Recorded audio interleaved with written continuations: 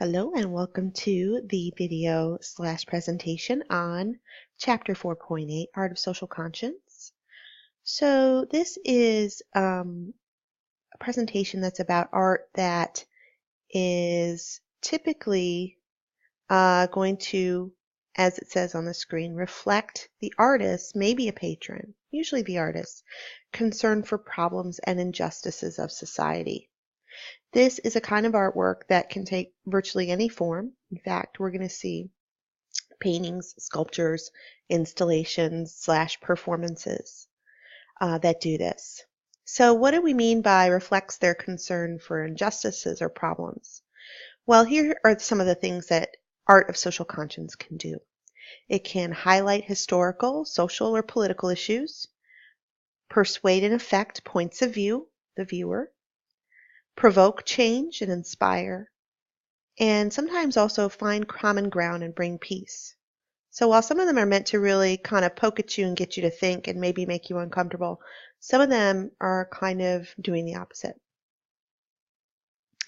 Such artworks might be intended to persuade you, the viewer, that social change is necessary in this area that they're concerned with.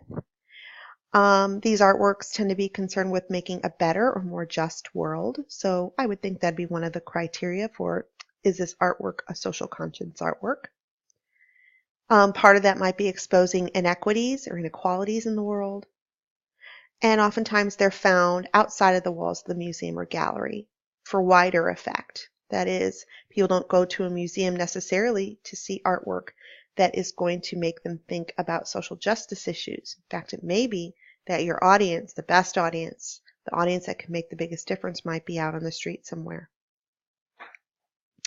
Well, here's a good example from the early 19th century. So this is a painting by French artist Theodore Géricault. Géricault, like a lot of French people in the early 19th century, after an incident in, I think it was 1816, maybe a little bit earlier. I don't have my notes in front of me. But after this incident where a naval ship, a French merchant / naval ship, ended up sinking, and then it was found out weeks later that they just left the crew to make their own raft and take their own selves to safety. There was a lot of public anger about that. So, this was at a time when in France, as in a lot of places in Europe, people were really concerned with the rights of people who were enslaved and also people who were basically working for slave wages. And of course, a lot of people on the ship would qualify for that.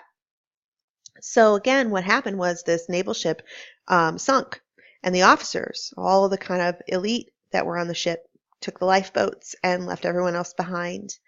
All of the workers, 150 or so, I believe, and came ashore and never told anyone. So they're left to fend for themselves. After 2 weeks, there's like a dozen that are left alive. And what you're seeing in this painting is the moment that the survivors spot a ship on the horizon. You can see it's very, very, very tiny right there. So this painting, Géricault made in response to this to get people to think about workers' rights and about justice. He interviewed people who were on the raft. He did studies of dead figures, dead cadavers, in order to prepare for a more realistic and emotionally impactful painting. And in fact, this painting was very popular and was toured around Europe. J.M.W. Turner, an English artist, his slave ship is one of the paintings that we know Turner for, which is it's visually, stylistically, really kind of abstract, really expressive and suggestive. There's a lot of like really beautiful broken brushstrokes and thick paint. And when we look among the broken brushstrokes and thick paint, we notice that there are people. We see people, for example, a leg poking up out of the roiling sea with a chain coming from it. And then we look around and we see others with the same hands extending upwards. And what we're seeing is what's described in the title, Slavers Throwing the Dead and Dying Overboard as a Storm Comes. So Turner was he was an academic artist, and mostly he spent his time doing stuff that's pretty beautiful but unremarkable in terms of its content. So this was something that was a little, I think, out of the box for him. It was probably something that he had heard about and really cared about and wanted to make people know that these are real people who suffered and this is the reality of slavery. Pablo Picasso's Guernica. This is a very large painting, as you can see, about 26 feet long, that Picasso did in response to a bombing in a small little village in the Basque region of Spain, which is his home country, the town called Guernica. So Picasso, by this time, was quite a world famous artist, world famous for inventing Cubism, participating in Surrealism, already kind of a middle-aged established artist, and as such he was sort of just handed, lots of commissions. And so he had this commission to do a painting for the Paris Exposition. And the exposition was one of those sort of international fair type deals where there would be a pavilion for each country who participated, and they would like present artworks and other things about that country. And of course in 1937 there's already growing tensions in Europe as World War II is coming, as the Third Reich has arisen in Germany, and France is feeling that pressure. But they're holding this exposition anyway. And Spain asked Picasso to paint something for their pavilion in Paris. So he has this commission and he doesn't quite know what to do. He seems kind of uninspired by it. And then this happens. I believe it was in April in 1937. And what I mean by this, Guernica, the event, happened when General Francisco Franco, who was the de facto leader of Spain during this civil war it was embroiled in. That, of course, Picasso wasn't, because he was living in France. He was kind of disconnected from it, probably didn't care all that much about it till that moment. Franco, because he suspected some of his opponents were still in Guernica, and because there was a munitions plant in this little village of Guernica or nearby, he conspired with the German Luftwaffe to bomb the town. So basically he ordered another country to bomb his own people.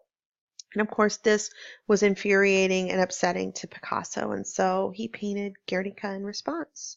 And actually it was on display in June, I want to say, so just a couple of months later. And Guernica is largely regarded as a great statement about the horrors and terrors and pain of any war. Loss of children, the loss of livelihood, the confusion and horror and flames and everything being broken and all of that is something that you could see in any war. Dorothea Lange's Migrant Mother is about kind of more of a slow burn issue, which is that in the 1930s you had the Great Depression in the United States, but coupled with that, in the South you had the Dust Bowl. That is a sort of environmental problem where farmers were losing their topsoil, and all that dust too in the air was making people sick. So in general, you have a lot of illness and lack of food and poverty in the South, as you do in the North, but of a different type, right? So one thing the U.S. government does is it sends artists to various parts of the country, including the South, to document the effects of the Dust Bowl and the Great Depression. And Dorothea Lange was one of them. So her Migrant Mother was a photo taking of what we would consider to be a homeless family. That time they would have called them migrants because they were moving around. They didn't stay at home. There was nothing for them at home, so they got in a car and left. And this is a work of social conscience, because this is a way to expose to maybe other people in the country or the world who wouldn't be aware, of the poverty and the depth of it, to kind of force them to see it, right, by publishing it in magazines and newspapers. Of course, the art of installation can be used for such purposes. So Krzysztof Wodiczko is a great example of this. He's a Polish artist who works in the U.S. and around the world. And he does projections of images on built monuments in the environment So here we see a piece in the Common in Boston on the Soldier and Sailors Civil War Memorial. And you can see images of homeless people and images of homelessness projected. Another piece he did a few years later, the C-Cut Project, which was named for the Omnimax theater that it was displayed at. This was a group project in Tijuana, Mexico, where it was a way to expose the conditions of the people who were working, the maquiladoras who were working in the factories just across the border of the United States and Mexico. So of course what this is about is, United States corporations take and move their production right across the border in Tijuana and hire people at a fraction of the cost that they would pay them in the United States, and they also don't have the same working conditions that would be required in the U.S. And so what Ichko did is he had people like this lady who were maquiladores, experienced in these factories, to wear a camera pointed at their face with a little light and talk to and have their face and their words projected so everyone in the audience can hear about their experiences. And then this apparatus that she's wearing would be passed on to the next woman. So as I've said, sometimes these artworks can be sort of intended to heal. So Tribute in Light is, as you probably can tell by the configuration of it, a 9/11 tribute. And so this was, I'm not sure if it's still going on, but from the anniversary, the first anniversary onward of 9/11, 2001, these artists, Verdier and Mioda, created this light show that would arise in the sky, just two large projected light fixtures in New York City. And this would start at the dusk on 9/11, and then they would go out at the dawn of September 12th. So people really had good reactions to this artwork. But one 9/11 artwork that people did not have good reactions to is this one, Falling Woman, by Eric Fischl. So Eric Fischl, in the wake of 9/11, and you can see, the date is really close. It's that very year that he starts on this work. It's in response to something, one aspect of the tragedy that was particularly horrific and inspiring and terrifying at the same time to some people, which was when the towers were really engulfed in flame, those upper floors. A lot of people were throwing themselves to their deaths because the alternative, is impossible, to allow yourself to be burned alive. And so Fischl saw these people who did this as brave and people who we should remember and that we should identify with. And so Falling Woman is a tribute to those people.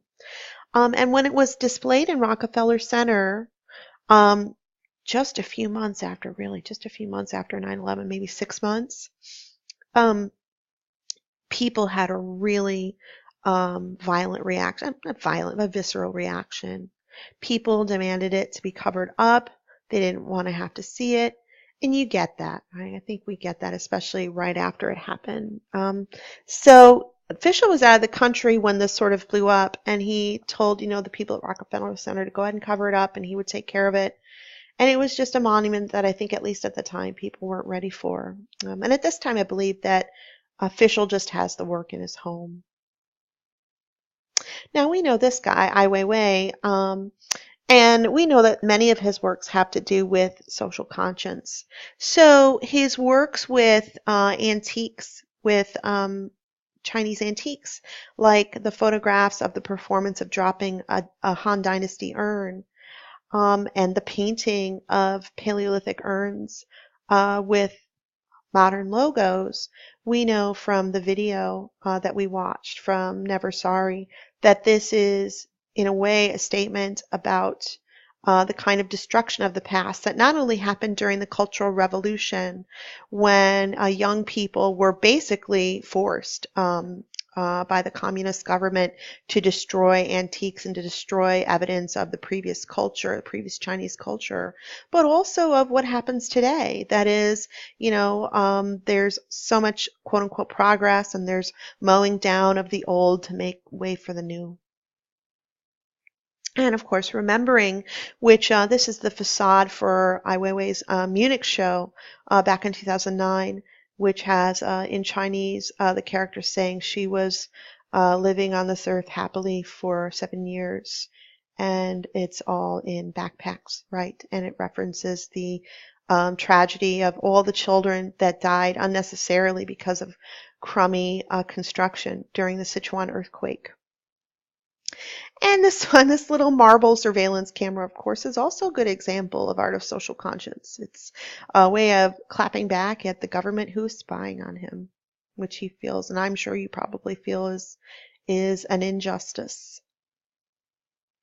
Yinka Shonibari, he is a Nigerian / UK artist who has had a very long and successful career in talking about colonialism, talking about especially the British Empire colonizing, half the world, and in particular, of course, West Africa. So he uses a lot of this sort of really beautiful print Dutch wax fabric, which is associated with Africa and worn a lot by West Africans, even though it has this sort of internationalness to it. It's made in Holland and it's based on Indonesian prints. And so this is a kind of material he's used a lot. And here he's used it to cover book spines or book covers in his piece known as British Library. So British Library is a makeshift library filled with books, the spines of which, you might even see the spines have a little bit on them. They have text on them. They each have a name on them in gold. And that name is the name of a refugee who came to the United Kingdom. And so this is really about the refugee crisis. Right?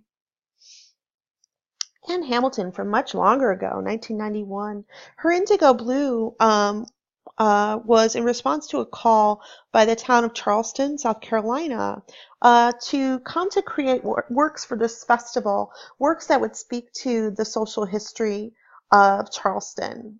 And so what she did was she used this building that had been used for a couple of different things in the past, and she set up a platform, and by the way, this building was on a street that was named for a plantation owner who grew, and his and her slaves grew cotton too, enslaved peoples grew cotton too, and that was used to create clothing, of course.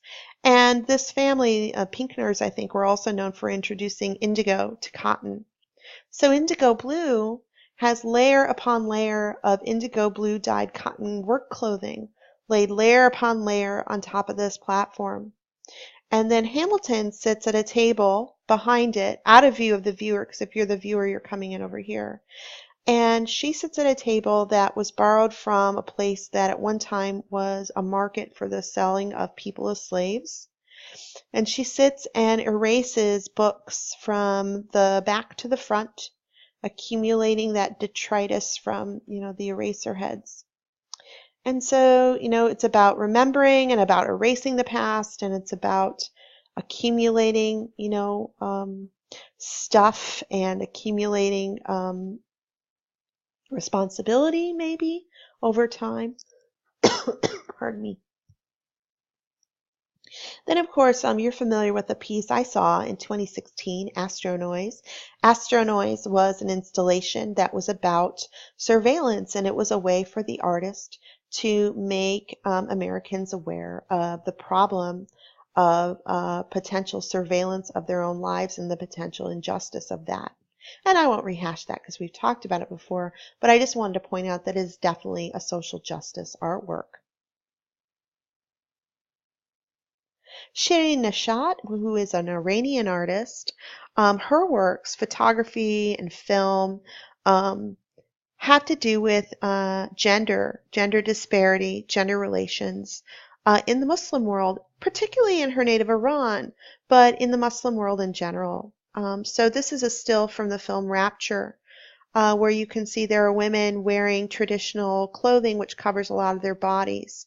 And these clothings are often kind of used in order to, symbolically show that distinction between men and women and their differing social status, but also, as you can see, as a beautiful visual. And in this photographic series she took photos of women wearing traditional Islamic garb, and again in her native Iran, and took photos of the places on their bodies that were exposed by this clothing, including hands and face and feet. And as you can see, she's written in calligraphy, not on the faces and hands themselves, but on the photos. So Banksy, known for his sort of ironic statements that often have some sort of social commentary, one of his more recent pieces is this Brexit piece that's in Dover in England. Here you can see in the wider shot that this is very visible from the interstate. It's a large piece for him. And here you can see a close-up where what we're seeing is the European Union flag and someone coming in to chip and chisel out one of the stars. One of the interesting things about Banksy is he often works with kind of what's already there on the wall. So I'm fairly certain, although I couldn't say for sure, I'm fairly certain that this sort of crack that you see cracking was probably already there, and that's why he chose this star to represent England and its exit from the European Union. Carrie Mae Weems is a photographer who, like a lot of photographers, is pretty experimental, and she decided back in the 90s that she would work with some historical societies, including the Library of Congress, to do a project with found images, that is, photos that she didn't take, someone else took, of Africans and African Americans from the 19th and the early 20th century. And some of these photographs that she used were, they were actually taken at the behest of, I think it was a Dutch, quote unquote, biologist or anthropologist, who was really, his goal was to show the so-called inferiority of people of African descent. And so that was the context for the artworks at the time. But she wanted to recontextualize them, as we say, put them in a new context. So here you can see that she's taken the photos, she's rephotographed them, she's given them filters, color filters, and then she has put them behind a mat and covered them with a glass that has sandblasted lettering. And it's like she's speaking to the people in the images. So the first image is from Here I Saw What Happened, and then the last image says, and I cried. And in between, then, there's these statements to the people that are within the images. And of course, there's the Guerrilla Girls. So the Guerrilla Girls, still active, became active in the mid-'80s as a sort of guerrilla action group. That is, they would kind of do stuff on the down low. They would, put up posters in the middle of the night. They would put stickers up on, storefronts and inside books, without people knowing, with information about the inequalities in the art world in New York City. So, and also in LA later on. So here we can see two of the publications by the Guerrilla Girls. And what they did was they really made kind of fun stuff, things that were humorous. And of course, anytime you have something that's difficult for people to hear, using humor is going to help. So we have the Guerrilla Girls report card, which lists galleries and how many women they represent. And as you can see, the number's pretty abysmal. And there's an updated version that I didn't reproduce that shows that things are better, but they're still not equal for sure. And then the advantages of being a woman artist, which are, funny things like not being stuck in a tenured teaching position or being included in revised versions of art history, etc. And then one of my favorites, do women have to be naked to get into the Met Museum? This was updated a few years ago and it wasn't much better. But in any case, these, of course, are speaking to a specific area of injustice, that is representation of women, and also some of their work covers representation of people of color too. So that's it for our social justice section. I know it's pretty quick and pretty short. That happens when I do voiceovers. So I hope this helped you to understand how some artworks can serve the purpose of social conscience.